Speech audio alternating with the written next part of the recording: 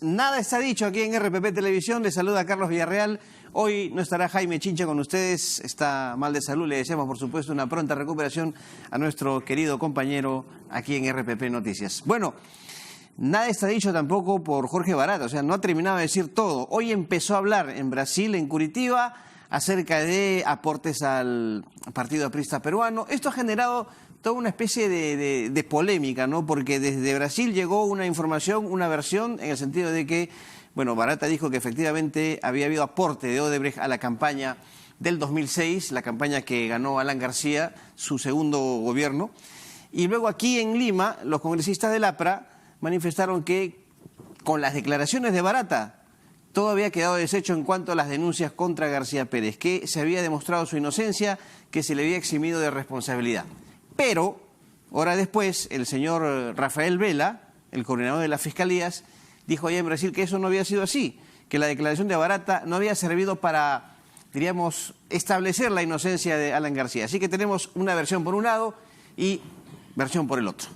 Además, habló de aportes a la campaña del no a la revocatoria de Susana Villarán, que se le ha entregado una cantidad fuerte de dinero, $3 millones, justamente para esta campaña.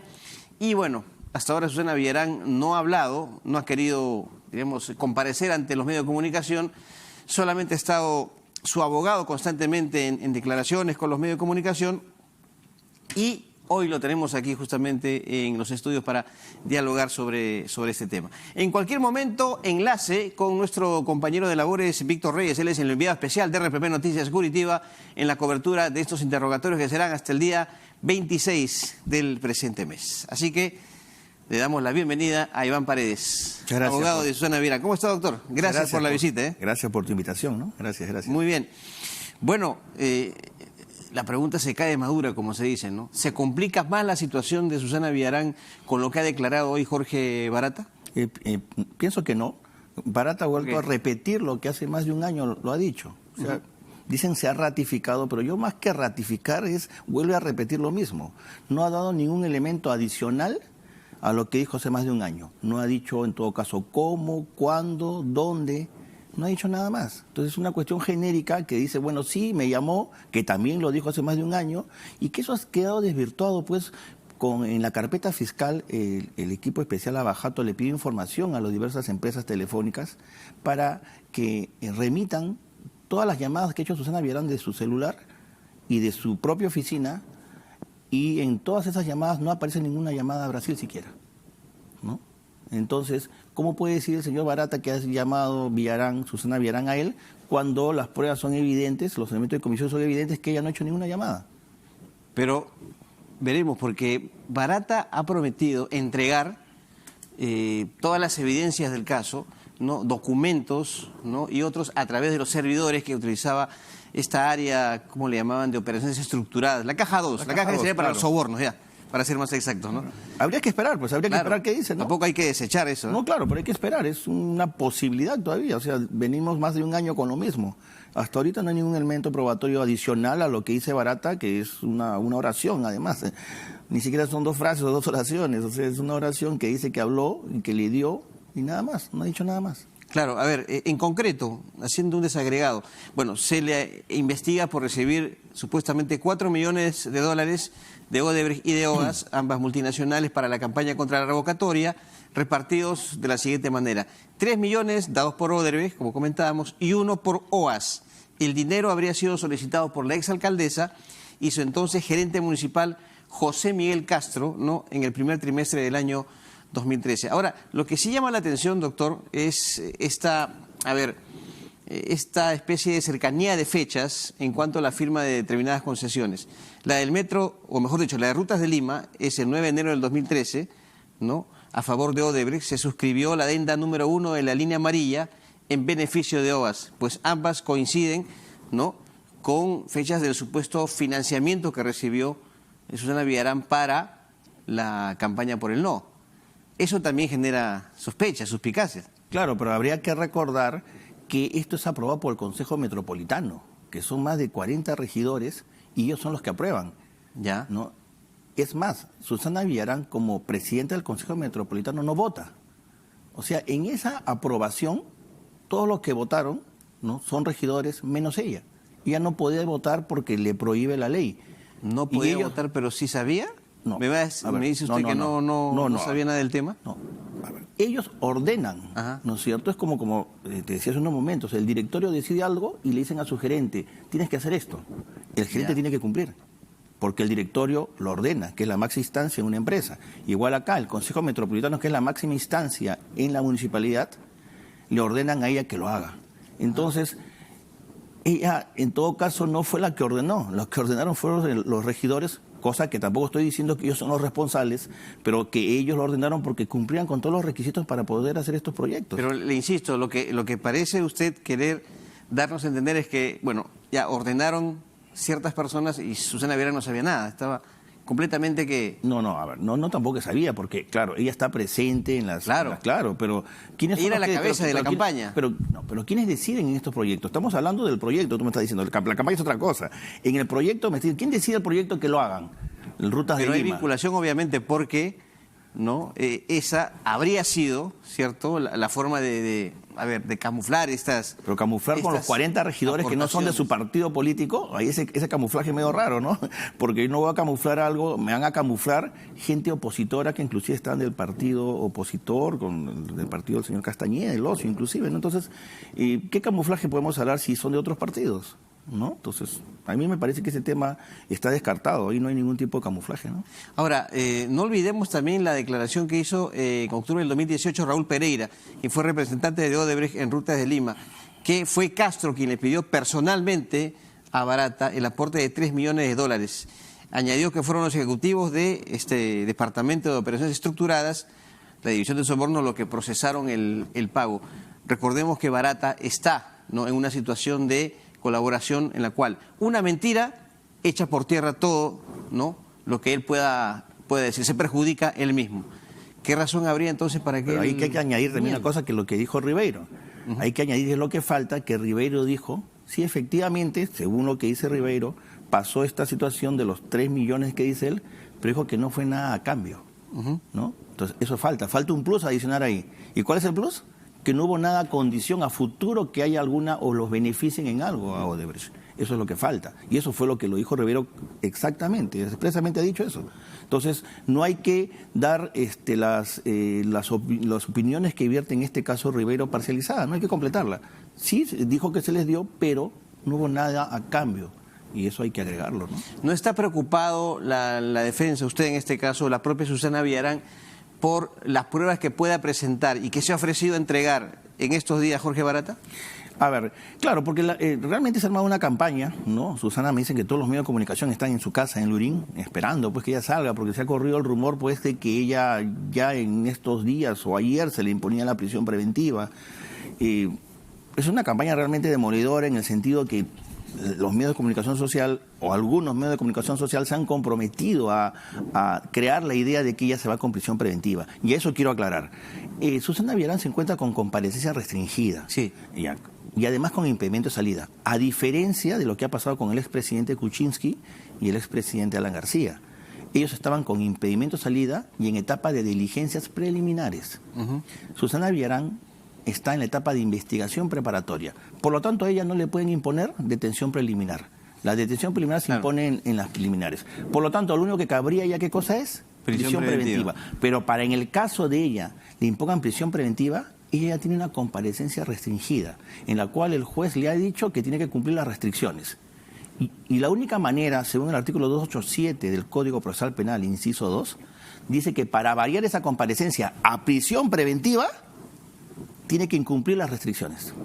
O sea, no es que de frente va a prisión preventiva, no, eso es totalmente falso. Hay una serie de... Tiene que variarse. De preceptos que hay que... Hay que variar. ¿Y cómo varías? Que Susana Villarán, no solamente Susana, sino cualquiera que esté en comparecencia restringida, incumpla las restricciones. ¿Y cuáles son las restricciones? Firmar cada 30 días, que ya lo hace, no variar de domicilio sin previa autorización del juzgado, y hay que aclarar, ella sí varió de domicilio y el juzgado dio la autorización, con conocimiento del equipo especial Lavajato, ¿no? Y además tampoco se ha ausentado del país de su domicilio. Entonces ella ha cumplido todas las restricciones. ¿Y por qué se le impuso comparecencia restringida? Porque efectivamente ella contaba con arraigo domiciliario, arraigo laboral y arraigo familiar y todos los demás, el comportamiento procesal y todos los demás requisitos. Por eso que ella está con comparecencia y la única manera para variar a prisión, según el 287, inciso 2, es que incumpla las restricciones. Y ella no lo ha incumplido. Muy bien. Seguiremos hablando de eso, doctor, pero ahora lo invito a escuchar y ver a nuestro enviado especial a Curitiba, Brasil, Víctor Reyes, con todos los detalles, el resumen de la jornada del día de hoy en el que ha empezado a hablar Jorge Barata, ex representante de Odebrecht en el Perú. Víctor, ¿cómo estás? Muy buenas noches, aquí en el Perú, 9:13 de la noche. ¿Cómo te va? Muy buenas noches, Carlos. Son las 11:13 de la noche aquí en Curitiba, Brasil. Solo a minutos de que se termine esta jornada, este día martes, que para nosotros ha estado marcado por ser el primer día de los 4 días que se tiene previsto interrogar a Jorge Barata, el ex mandamás de Odebrecht en Perú. El día de hoy las dirigencias estuvieron a cargo del fiscal José Domingo Pérez, quien se centró básicamente en 2 temas. Por la mañana, sobre los aportes que dio Odebrecht a la campaña del APRA, los presuntos aportes que dio Odebrecht a la campaña del APRA en el 2006, y por la tarde, en el caso de la línea 1 del Metro de Lima. Lo que podemos decir, lo que hemos podido averiguar nosotros acerca del primer interrogatorio, es que precisamente Barata se ratificó en su versión de que Odebrecht aportó a las campañas de Alan García en el 2006, pero no solo esas, sino también a las campañas de Keiko Fujimori, Susana Villarán, Pedro Pablo Kuczynski, Alejandro Toledo, Ollantumala, todo esto entre 2006 y 2011. En este caso sí hay un detalle que nosotros podríamos agregar de lo que hemos ido, corroborando, averiguando en estas últimas horas, es de que Barata dijo que estos aportes, cuando él los hizo, él no sabía que los montos de la Caja 2 eran de procedencia ilegal, sino que los consideraba, fondos no contabilizados. Es lo que hemos podido averiguar, que él dijo a las autoridades peruanas. Sin embargo, al final de la jornada, el fiscal Rafael Vela calificó como muy positivas, como que habían sido que contribuían a las hipótesis fiscales lo que dijo Barata ante ellos. Tenemos declaraciones del fiscal Rafael Vela. Toda la información que ha entregado el señor Barata ha sido rigurosa, y lo que puedo decir es que estamos en condiciones de que las hipótesis de investigación del Ministerio Público se están comprobando, pero esto es un proceso progresivo en donde estamos dentro de una investigación, y como tal este es un insumo muy importante dentro del desarrollo de las actividades y la estrategia del fiscal José Domingo Pérez Gómez. El señor Barata ha declarado a todas las preguntas que han sido formuladas tanto por el Ministerio Público como por la defensa del partido aprista y del señor Alba Castro. Así que en ese sentido, categóricamente debemos decir que el señor Barata ha cumplido con responder todas las preguntas y se está sometiendo a la justicia peruana en todo el sentido de la palabra. Y ahora estamos plenamente satisfechos, reitero, con todas las preguntas que han sido respondidas. La información entregada por el señor Barata permite confirmar las hipótesis de investigación que viene desarrollando el despacho del doctor José Domingo Pérez Gómez. Es sobre el financiamiento de campaña del señor García del año 2006. Nada más. Doctor, en Lima los dirigentes del APRA están diciendo que Barata es culpado al presidente Alan García. Eso no es verdad. Eso no es verdad. Son versiones políticas ajenas a la parte técnica. Nosotros hemos sido bastante claros en lo que es nuestra manifestación pública, de lo que podemos revelar, que ha sido contributiva a esclarecer las hipótesis de investigación que viene formulando el Ministerio Público.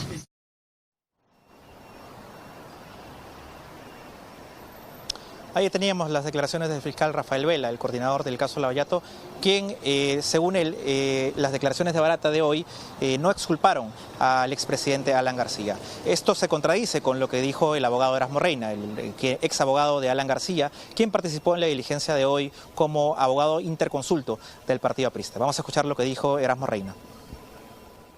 Podemos concluir que respecto al expresidente o presidente García, él nunca solicitó ningún tipo de aporte ni dinero a la empresa Odebrecht o al señor Barata.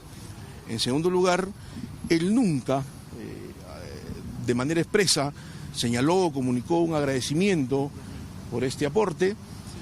Se ha confirmado que Alan García nunca habló de nada irregular con el señor Jorge Barata, y el tema de la presunta ilicitud o no de los dineros de la Caja 2, que el día de hoy el señor Barata ha referido de que desconocía él la ilicitud de estos recursos.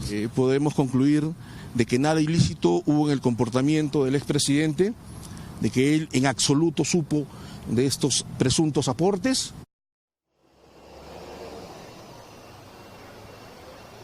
Eran las declaraciones del abogado Erasmo Reina, quien participó en esta diligencia como representante legal del APRA. Luego del mediodía, en la hora peruana, 2 acá en Brasil, comenzó el interrogatorio por el segundo caso, el caso de la línea 1 del Metro de Lima. Al respecto, el abogado de uno de los investigados por este caso, el señor Roberto Chau, el abogado Carlos Hermosa, declaró a los medios peruanos que según él, Jorge Barata no había inculpado a su defendido y también dejó entrever que la diligencia del día de mañana, en la que él no participa porque su cliente no está involucrado en lo que se va a preguntar mañana, va a servir para que Barata termine de delatar a quienes se sobornó por la concesión de esta obra. Tenemos sus declaraciones. Pero para nada se ha hablado de dinero entregado a Santiago Chau. El señor Barata sí va a entregar información complementaria porque pareciera que existen otros destinos, otros pagos que se han realizado y que no incluyen la parte técnica que se ha visto el día de hoy. Hoy día sí hemos asistido a una exposición técnica y va a continuar mañana en la parte política. En la parte política. Hoy día hemos tocado la parte técnica y en la parte técnica yo me siento muy satisfecho, muy conforme por lo que ha declarado el señor Barata y la forma como se habría entregado una parte del dinero. Mi cliente solamente intervino como miembro del comité especial en el tramo 1, no en el tramo 2. En el tramo 2 existen muchísimas cosas que mañana la va a explicar el señor Barata y que no tienen nada que ver precisamente con el tema técnico.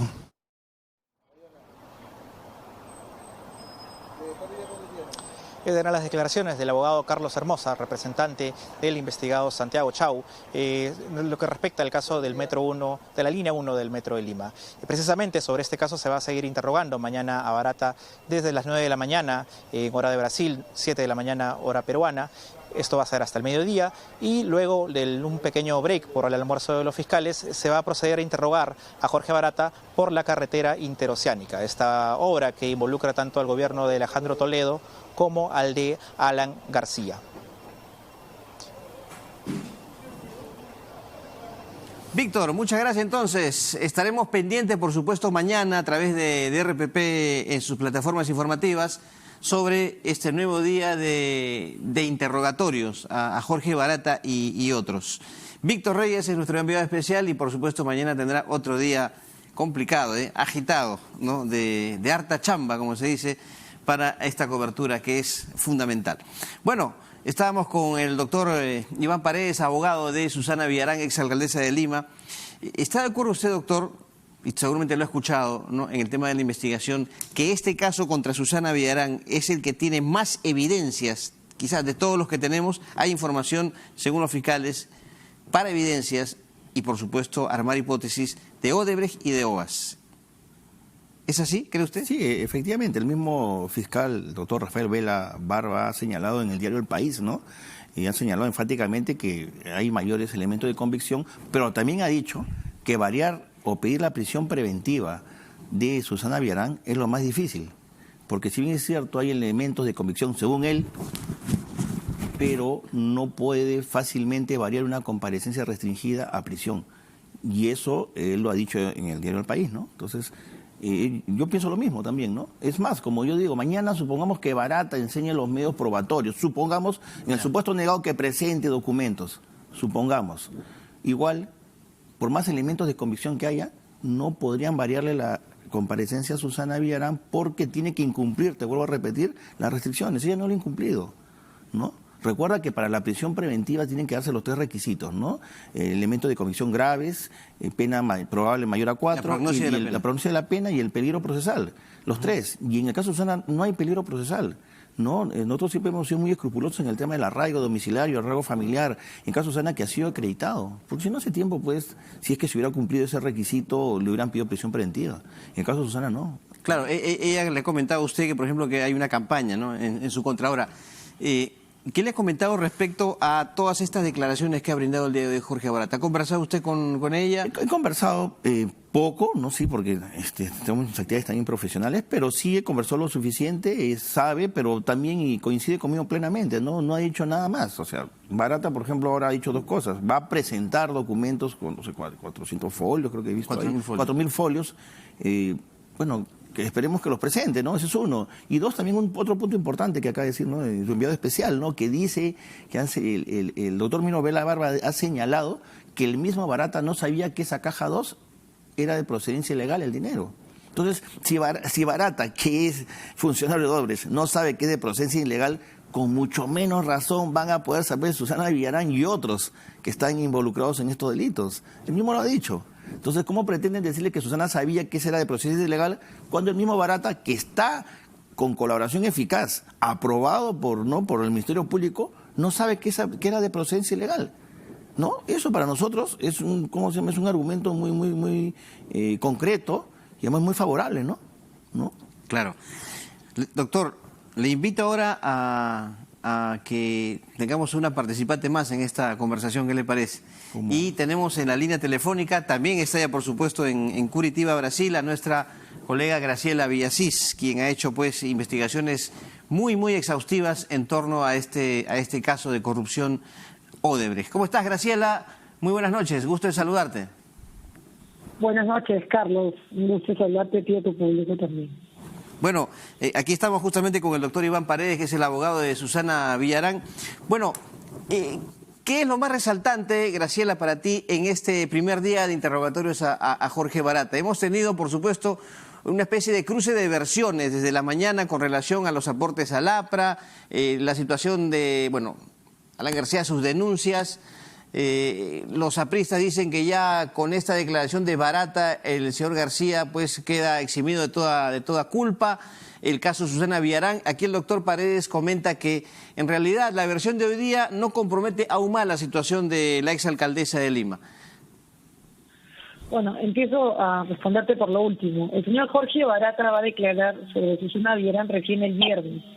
Cuando a él se le preguntó sobre los aportes del partido aprista, él no solamente, digamos, detalló todo lo que tenía que ver con los $200.000 que la empresa Odebrecht entregó al APRA, sino que además, digamos, por motu propio habló sobre Susana Villarán, sobre PPK, sobre el Keiko Fujimori y sobre el candidato Ollanta-Humala. Habló de manera general, solamente dio dos cosas específicas. Indicó, por ejemplo, que en el caso de la señora Nadine Ollanta-Humala hubo una celebración después del pago y que el pago, digamos, fue entregado de manera directa. Y en el caso de Susana Villarán, lo que dijo fue que el señor, el que fue entonces su gerente general, el señor Castro, José Miguel hizo Castro, el pedido, 3 millones, sí, y que la señora Villarán hizo una llamada dando el aval correspondiente, ¿no? O sea, él hizo una diferencia, ¿no?, entre Susana Villarán y Ollanta-Humala, que ellos sí participaron directamente vía telefónica, de manera personal, en el pedido. En cambio, en los demás candidatos siempre hubo un intermediario, ¿no? Lo que hoy ocurrió es un tema general, porque lo que se trataba, la evidencia, el primer interrogatorio de Jorge Barata era sobre los aportes a la campaña del partido aprista en el 2006, durante la mañana, y por la tarde lo que se trató fue sobre el metro de Lima.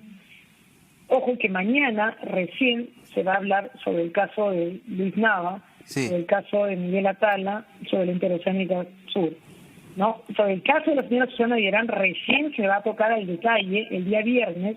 Se ha comprometido a entregar además 4.000 folios, documentos que provienen de los servidores del MyWebDay y Droisis.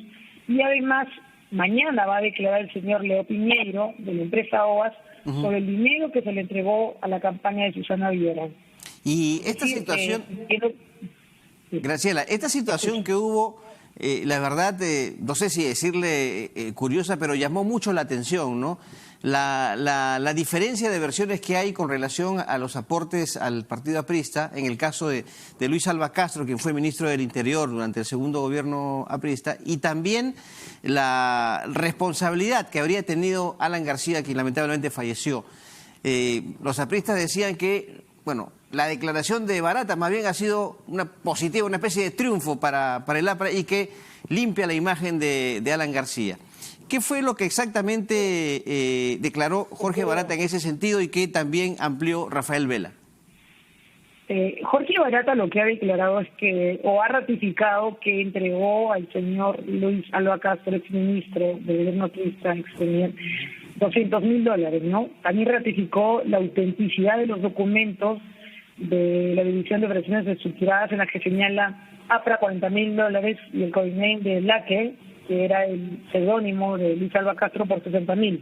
Los otros 100.000 restantes dicen que se fueron entregados al señor Luis Alba Castro. Es una declaración muy puntual donde no hay, digamos, una coordinación directa con Alan García, sino es a través de un intermediario.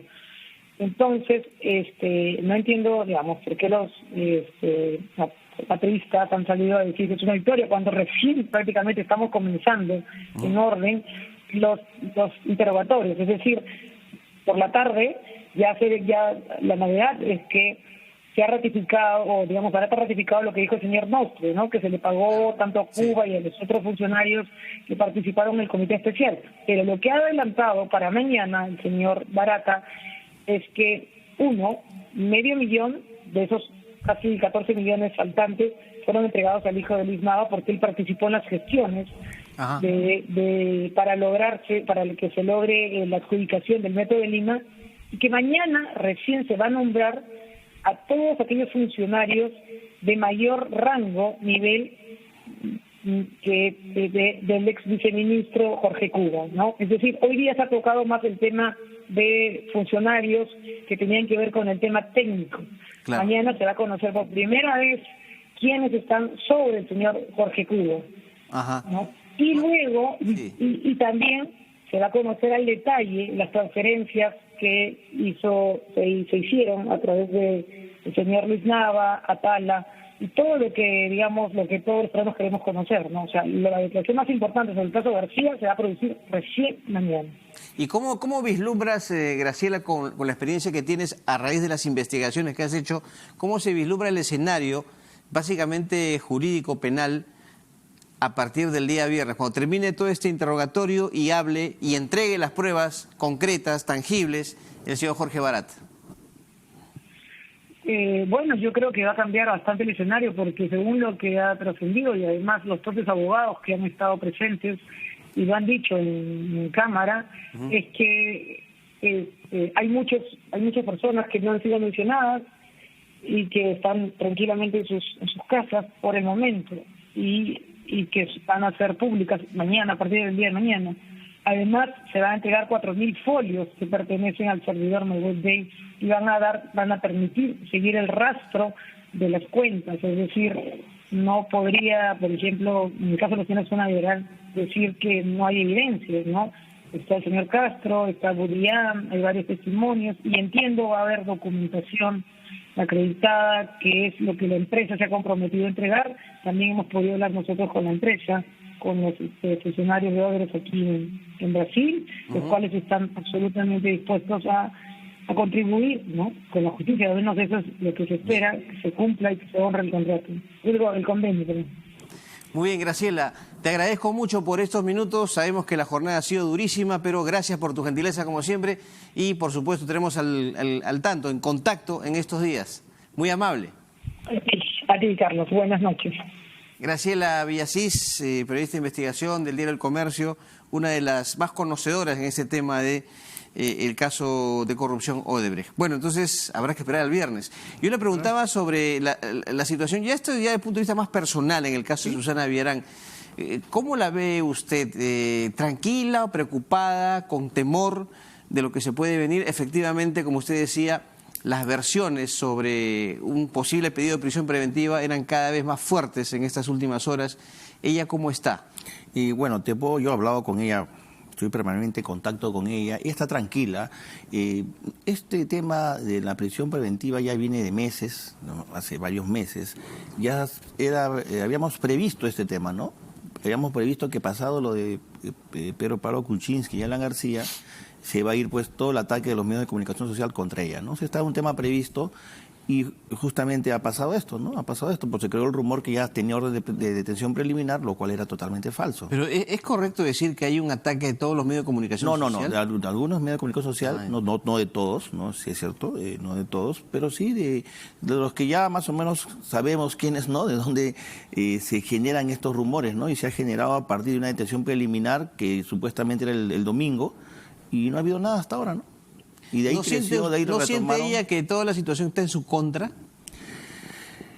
Claro, lo que pasa es que hay una idea y justamente que se percibe es que creen que mientras más elementos de convicción exista, o contundentes elementos de convicción, la persona tiene que ir presa preventivamente. Eso es totalmente falso. La prisión preventiva tiene que ir, como tú muy bien lo hemos dicho hace unos momentos, con nosotros dos requisitos. O sea, creen que mientras más elementos de convicción tiene una persona ir presa de manera preventiva, eso es totalmente falso, ¿no? En todo caso, pues, se vaya al juicio oral, que vayamos a la etapa intermedia, juicio oral, y ahí discutamos, ¿no? Si es que tienen tantos elementos de convicción. Ya, entonces formulen su acusación. ¿Por qué no se ha defendido? ¿Por qué no se ha defendido ella? Bueno, ella se defiende. No, me refiero públicamente. Ella creo que tiene que darle una explicación a quienes confiaron en ella, a quienes la eligieron alcaldesa, a quienes la apoyaron en la campaña por el no en la revocatoria. Me parece que tendría que dar una explicación al respecto. Ella, bueno, preferimos todo, pues una decisión que se tome en conjunto de que ella solamente se defienda a nivel pues judicial, fiscal, y no, porque recuerda que este no es el único caso que tiene. Ella empezó pues, como uno más o menos con unas 40 denuncias, 40 procesos, de los cuales están archivados ya la mitad, y ninguno ha tenido siquiera acusación fiscal, ¿no? Entonces, eso también es muy importante, ¿no? Y si ahora, la semana pasada, hemos archivado 2 más, ¿no? Okay. Entonces, ¿no? Y eso, al menos... Dicen que el que calla otorga, doctor. No, porque existe el derecho al silencio, ¿no? Y ahora, con la nueva... el sistema garantista acusatorio, que el derecho al silencio es un derecho permitido por... Claro, tiene todo el derecho ella, pero... que el calla otorga ya no funciona jurídicamente. Me refiero a la pertinencia de, creo yo... y eso sí me parece necesario, se lo digo a punto de vista personal, de que ella justamente le brinde explicación. Hay mucha gente que confía en Susana Villarán, eso sí nadie lo puede negar, ¿no? Confió en ella, confió en su idoneidad, ¿no? En su transparencia, y ahora está envuelta, no digo que sea culpable, pero está envuelta en esta situación que es bastante complicada. Por eso a mí me sorprendía, desde un punto de vista particular, que no salga a defenderse. O sea, lo hace obviamente desde el punto de vista judicial, ¿no? Pero hablándole a su gente, no. Bueno, es una decisión que hemos tomado y ella también cree conveniente solamente defenderse a nivel judicial o en las instancias fiscales, ¿no? Yo sé que usted la conoce mucho, ella la defiende como abogado. ¿Ponen las manos al fuego por ella? Mira, Susana desde un principio ha hablado con la verdad. Sí, hemos sido sinceros ellos desde un principio, ¿no es cierto? Entonces yo como abogado, lógicamente, tengo que defender y creer en mi cliente. Es más, o sea, el abogado también se da cuenta si es que de alguna manera u otra el cliente puede estar mintiendo. Los abogados sabemos, ¿no es cierto? Pero en este caso... Usted dice, tengo que creer en ella. No. Como algo... No, es que yo tengo que creer en todos... yo tengo que creer en todos mis clientes. Porque los clientes, los abogados tenemos el deber de creer en sus clientes y lógicamente, como te estoy diciendo, el abogado se da cuenta... Siempre que haya elementos... el abogado se da cuenta cuando su cliente le miente. Eso es indudable. Siempre que haya elementos suficientes para sustentar esa verdad, ¿no? Claro, pero ¿y por qué crees que yo sigo siendo abogado Susana Villarán? Porque si me hubiera dado cuenta que me está mintiendo, no estaría sentado acá defendiéndola pues a capa y espada con el tema de la prisión preventiva, ¿no? ¿Ponen las manos al fuego por ella? ¿No? La respuesta es obvia, por supuesto que sí. Por eso la estamos defendiendo y creemos en ella, ¿no? Y ya que tanto confía ella en usted, acá la estamos esperando, dígale. Sí, la transmitiré, Carlos, tu mensaje, lo transmitiré. La objetividad de RPP, que en este caso no se cuestiona, y creo que, repito, no solamente por un tema periodístico, pero creo que debería dirigirse a sus seguidores para dar una explicación de esto. Creo que es una cuestión de decisión personal, ¿no? Claro, obviamente. Yo también, si estuviera en el lugar de ella, personalmente, yo preferiría defenderme en el aspecto jurídico. Okay. Yo también tomaría la decisión que ella ha tomado.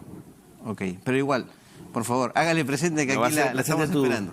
Transmitirle Doctor, muchas gracias por su visita, muy amable. Carlos. Y estaremos, por supuesto, de seguro en contacto en estos días y básicamente el viernes con lo que va a pasar allá en Brasil. Muchas gracias. Te agradezco. El doctor Iván Paredes estuvo con nosotros, 9:37 de la noche, una pausa y seguimos en Nada Está Dicho aquí en RPP Televisión.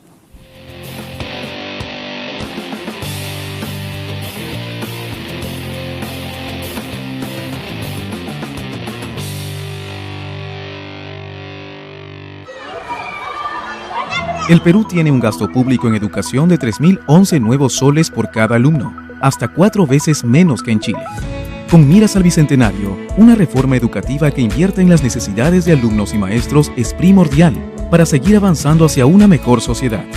RPP presenta el segundo Foro Integración al Bicentenario, porque un Perú de futuro se construye con una educación de calidad. Segundo Foro Integración al Bicentenario, organizado por RPP, con el compromiso de Movistar. Si estás pensando en solicitar un crédito hipotecario, primero tienes que evaluar tu capacidad de pago. Y al evaluar la capacidad de pago, me refiero a cuánto es lo que de tu sueldo vas a destinar para el pago de créditos. Ojo, no solamente consideres el tema de la vivienda, también considera si tienes un crédito vehicular o algún pago por tarjeta de crédito.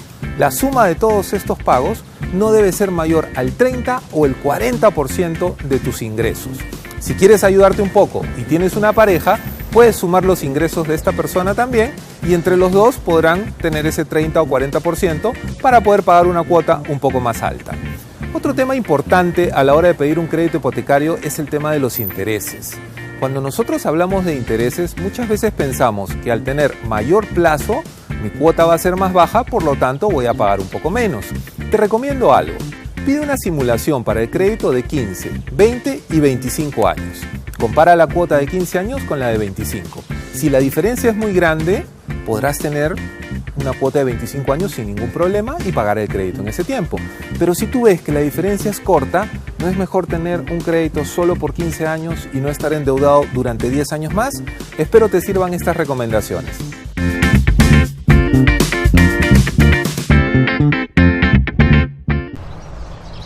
Radio Oxígeno.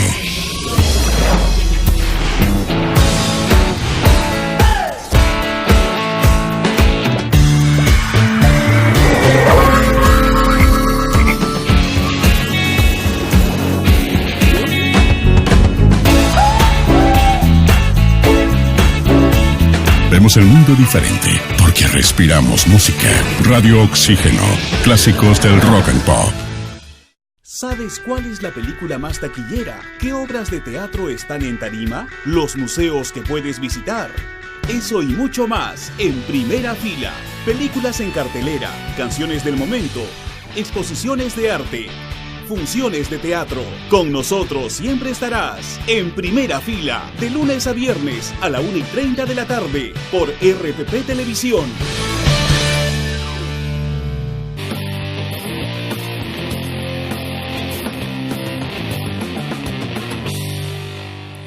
Seguimos, nada está dicho en RPP Televisión. Jeffrey Radzinski es un destacado analista político y nos acompaña esta noche para hablar acerca de toda esta coyuntura tan revuelta que tenemos, ¿no? Hay una especie de terremoto político, jurídico, penal que no acaba, y que tiene un epicentro en estos momentos en Curitiba. Jeffrey, ¿cómo está? Gracias por la visita. Un gusto, Carlos. Bueno, esto de los interrogatorios, el caso Odebrecht, ha traído como efectos colaterales otros temas que quizás antes no han sido tocados debidamente o no se les ha prestado la atención, ¿no?, que merecían. Uno de ellos es la prisión preventiva, la figura del arresto o detención preliminar. ¿Es necesario en estos momentos que se regule o que se legisle en el tema, que se haga precisiones o correcciones? ¿Hay un abuso de parte de los fiscales y jueces en la aplicación de estas medidas o no? Veamos, primero para poner las cosas en contexto. La prisión preventiva la sufren en este momento en el Perú miles de personas que están presos en las cárceles por distintos delitos y no tienen sentencia. Ajá. En muchos casos tampoco tienen acusación fiscal ni siquiera.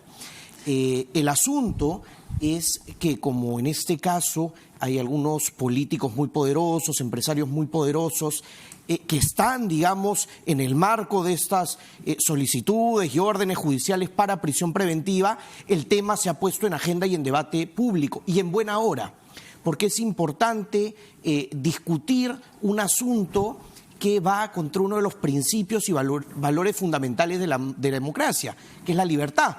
Entonces, en principio, la presunción de inocencia, la asunción, digamos, de la libertad como valor fundamental, está bien que se discutan, pero pongamos las cosas en su contexto.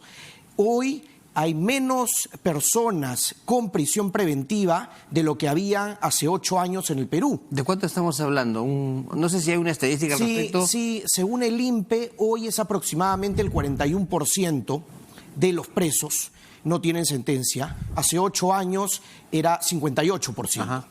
Entonces, es un asunto que no viene por esta coyuntura. Lo que pasa es que los reflectores han puesto el tema por los personajes poderosos que están siendo materia de la prisión preventiva. Ahora, sobre el tema de fondo, efectivamente, creo yo que en más de un caso hay uso y abuso de esta figura que en principio debe ser excepcional. Y llama a la reflexión sobre 2 asuntos que son fundamentales para la administración de justicia. Lo primero es la necesidad de que se acorten los plazos. No puede ser posible que los procesos judiciales tarden tantos años. Sí. Y no puede ser posible que tarden tantos años en tener acusación fiscal. Entonces, eso es un primer asunto para reflexionar. Y lo segundo, sí, que es el marco general, es la poca institucionalidad y la poca predictibilidad. Casos similares que se resuelven de manera distinta. Claro, diferencia de criterios, ¿no? Exactamente. De ahí justamente decía el presidente del Congreso hoy que el problema no es la ley en sí o las normas en sí, sino es el criterio que aplican los jueces, ¿no? Ahí está el tema, pero ¿es conveniente, por ejemplo, que en este momento, en esta coyuntura, el Congreso legisle sobre el tema? ¿O hay un conflicto de intereses ahí? Porque evidentemente hay bancadas que promueven proyectos, pero a su vez sus dirigentes están comprometidos. Efectivamente, digamos, en un momento donde legisladores de una organización política pretenden legislar sobre un asunto donde están implicados sus principales dirigentes, digamos que llama pues particularmente la atención. En todo caso, como en muchas cosas en el Perú, si se pretende, digamos, analizar o reformar el tema, se debe hacer de manera estructural, analítica y pensada, y no respondiendo a una coyuntura de momento, porque las normas son de carácter general y son con vocación de permanencia en el tiempo. Luciana León, por ejemplo, dijo hoy que iba a presentar un proyecto. Luciana León, que es del APRA. Claro, entonces... Y justo el día en que está hablando Jorge Barata. Sí, y en todo caso... digamos, ¿dónde han estado esas propuestas legislativas con este problema de la prisión preventiva durante tantos años en nuestro país? Llamemos a reflexión. En todo caso, me parece bien que se debata, que se discuta, pero cualquier modificación legislativa no debería ser un parche o algo particular, sino la búsqueda de un tema integral, estructural. Creo que esa sería la principal reflexión, porque si no, nuevamente vamos a ser poco institucionales, no vamos a tener reglas de juego claras. El día de mañana se va a presentar otro proyecto y se va a cambiar sustancialmente el sentido de lo que se pretende. Si me permites, Carlos, sí quiero hacer 2 reflexiones sobre quiénes pesa la prisión preventiva, detenciones o eventuales detenciones que pueden venir a raíz justamente de estas diligencias en Brasil, no solo por Odebrecht. Recordemos que mañana habla el señor Piñeiro. Sí. El señor Piñeiro presidía OAS, una constructora muy grande, y recordemos que el señor Piñeiro fue fundamental con sus testimonios y sus pruebas para la detención del expresidente Lula da Silva. Y el señor Piñeiro con OAS suscribieron contratos y adendas con la Municipalidad de Lima, tanto en la época de Luis Castañeda como de Susana Villarán. Pero en todo caso, lo que debemos analizar es que los imputados están en todo el espectro político, en la derecha, en la izquierda, liberales, conservadores. Entonces, creo que eso quita del panorama lo que pretendieron algunos al llamar persecución política, o que solo se seguía a unos y a otros no. No me parece que va por ahí. Sí me parece que hay deficiencias en la administración de justicia, claro está. Claro, además, esto de la persecución política es algo que han alegado todos, ¿cierto?, en su momento. Cuando estuvieron Ollanta-Humala, Nadine Heredia, Keiko Fujimori. El prófugo Alejandro Toledo. Ahora la defensa también de Pedro Pablo Kuczynski. Pero definitivamente esta situación, Jeffrey, está en un nivel tal que va a golpear, o ya ha golpeado a los partidos políticos básicamente. Y después de toda esta situación, después que terminen las investigaciones, que se establezcan los juicios, etcétera, se encuentran responsables, ¿cuál es el escenario que se vislumbra en cuanto a la solidez y prestigio o credibilidad de estos partidos políticos, de la clase política en general? Creo que en el corto plazo la situación es muy preocupante, porque de por sí vivimos en un ambiente de desconfianza en las instituciones y particularmente en las instituciones políticas, desconfianza muy alta. Y este tipo de hechos profundiza esa desconfianza. Veamos ahora, los liderazgos políticos son desaprobados por la gran mayoría de ciudadanos.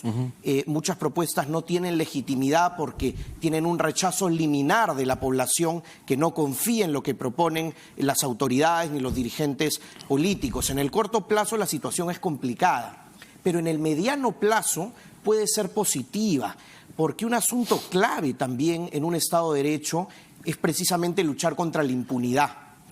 Y la sensación de ver procesados a poderosos políticos y poderosos empresarios es un mensaje potente en democracia, es el mensaje de igualdad ante la ley.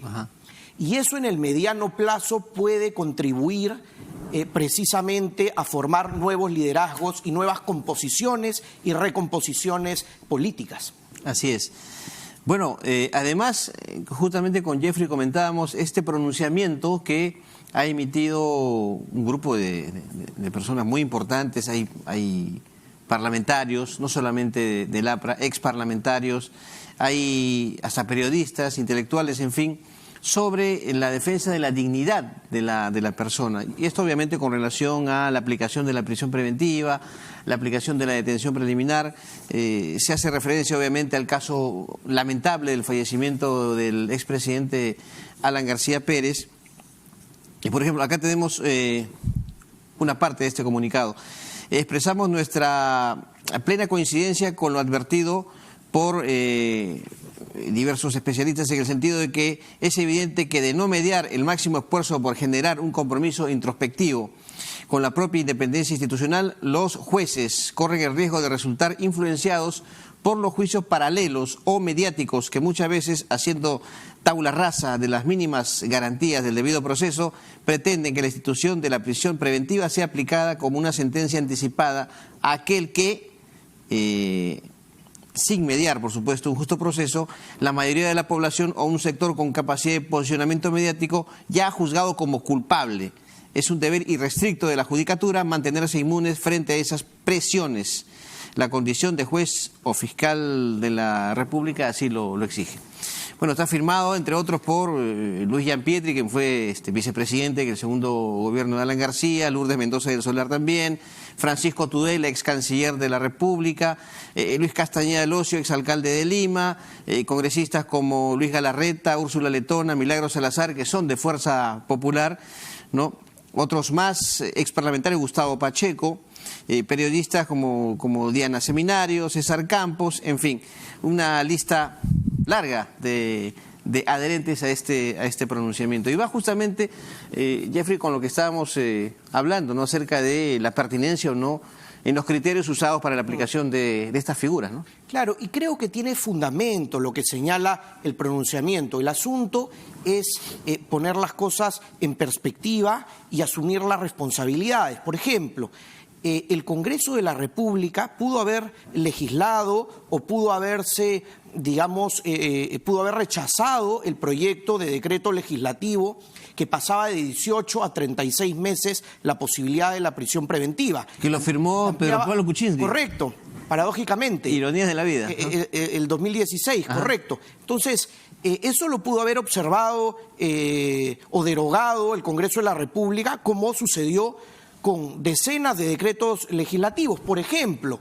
Entonces, hay ahí una responsabilidad, pero en todo caso creo yo que la reflexión debe trascender la coyuntura de momento y debe trascender, digamos, los problemas judiciales de los líderes políticos. Tiene que ver con la institución en sí de la prisión preventiva, porque no se está aplicando como una medida excepcional. En ese sentido yo coincido con el pronunciamiento. El asunto es la oportunidad y el asunto es ver la capacidad de la administración de justicia. Lo que hacen los fiscales persiguiendo el delito y acusando, y lo que hacen los jueces resolviendo. Cuando tenemos un Estado donde en situaciones similares se resuelve de manera diametralmente opuesta o existen sentencias de la Corte Suprema que no son tomadas en consideración, se genera falta de predictibilidad y eso resta institucionalidad y eso afecta muchísimo nuestro sistema democrático. Hay quienes consideran, Jeffrey, que los fiscales, en cuanto a crítica se refiere, por supuesto, están actuando, entre comillas, para la tribuna y no desde un punto de vista estrictamente técnico, jurídico. ¿Cree que es así? Yo creo que probablemente... Cediendo ante la presión, obviamente. Creo que había una presencia mediática muy alta de algunos fiscales. Creo que no corresponde, digamos, un análisis casi por encuesta de lo que viene haciendo un fiscal o un juez. Creo que eso es sin precedentes. En los últimos años, ¿no? Se le pregunta a la ciudadanía, aprueba, desaprueba lo que está haciendo tal juez, tal fiscal, y eso es peligroso. Creo que tampoco es novedad la presión mediática que se ejerce en el Perú en procesos penales. No es de la actual coyuntura, y eso habla también de nuestra debilidad institucional. Sí creo que debe tener perfil menos mediático el trabajo de un fiscal o de un juez. Creo que no corresponde, pero tampoco, digamos, le restaría al esfuerzo, al trabajo, creo yo, con rigor en la mayor cantidad de los casos que viene haciendo el equipo especial Lavajato, con las críticas particulares, algunos casos, claro está. Yo creo que en general vienen haciendo un trabajo importante y creo yo que tampoco se trata de tener un rechazo liminar o absoluto, porque efectivamente en algunos casos se actúe mal. Y cree que, el presidente de la República hizo un pronunciamiento el último domingo criticando también la aplicación de estas figuras. ¿Ha sido pertinente o no? ¿Es una especie de presión o quizás afectar de alguna manera la autonomía en el trabajo de los fiscales, del Ministerio Público, del Poder Judicial? Es que se alinea con la reflexión que hacías y el apunte hace algún momento. Es la oportunidad en el que lo hace. Parece que también estaría haciéndolo para la tribuna. ¿El presidente? Porque efectivamente, por un lado, obviamente, en un Estado de Derecho debe haber separación de poderes, pero él invita a esta reflexión en un marco, en una coyuntura de investigaciones también a políticos y donde se está objetando algunas figuras, ¿no? En todo caso, si ya traes a colación el tema del presidente de la República, si me permites, alejándome un poco del tema, tenemos dos carteras muy importantes, transporte y vivienda, con 9 días sin ministro de Estado. Yo creo que esa debe ser una prioridad del Ejecutivo hoy. Exacto. No, pero evidentemente la crítica no solamente es de parte del presidente, o sea, se extiende hacia niveles importantes del Ejecutivo. Este comunicado, por ejemplo, lo firma Mercedes Arauz, vicepresidenta. En la mañana, en RPP, también Salvador del Solar, presidente del Consejo de Ministros, habló acerca de la pertinencia de modificar criterios, ¿no?, o mejorarlos en la aplicación de prisiones preventivas o detenciones preliminares. A eso me refería. ¿Hay una presión en este momento negativa del Ejecutivo? Yo no diría que una presión, pero los políticos no pueden estar fuera del debate público. Si lo dice el presidente, si lo dice el presidente del Consejo de Ministros... Claro, lo que pasa es que no puede ser ajeno a un tema que en este momento es parte del debate público. En todo caso, sí me parece que debemos ser muy respetuosos de la separación de poderes, ¿no? Pero esa separación, ese respeto a la separación de poderes implica también respetar decisiones y no ejercer ese tipo de presión. Es que no sé necesariamente si dar una opinión es una presión. O sea, yo no diría que se esté ejerciendo presión o no se está respetando la autonomía de otra institución porque el presidente del Consejo de Ministros emite esa opinión o la congresista Arauz. Con el presidente de la República sí es mucho más delicado por su investidura y porque él mismo no puede ser procesado porque es presidente de la República, pero en todo caso podría ser eventualmente investigado y porque tenemos el antecedente muy reciente del renunciante ante una vacancia que era inminente del expresidente Kuczynski. Ok. Ahora, a raíz de lo ocurrido lamentablemente con Alan García, han habido una serie de pronunciamientos de parte de congresistas, dirigentes del APRA y otros también, ¿no?, que no han pertenecido necesariamente al APRA. ¿Cree usted que se ha equivocado el camino aquí haciendo interpretaciones o tratando de sacar provecho político de una situación tan lamentable como fue lo del expresidente? En muchas oportunidades los asuntos trágicos o momentos de crisis son también una oportunidad para la cohesión política. Creo yo que lo que está intentando el partido aprista es buscar esa cohesión política, pero sí, siento que más de un personaje político ha tratado de aprovechar un momento trágico, y no solo el partido aprista, sí, también otros políticos, Barnechea. Y me parece totalmente desatinado. Claro, pero por ejemplo, responsabilizar de esta situación tan lamentable a la actuación de fiscales y jueces. Creo que no tiene asidero. Ajá. Creo que no tiene asidero. Ha sido trágico el fallecimiento por suicidio del expresidente